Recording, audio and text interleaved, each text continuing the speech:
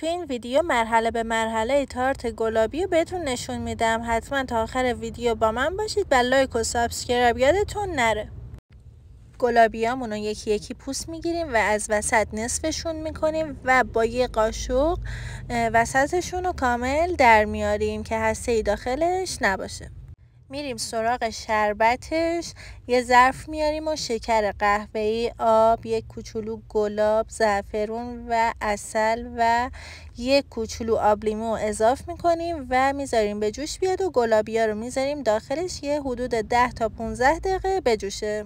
بعدم خمیر هزارلامون رو میاریم و به این صورت برشش میدیم.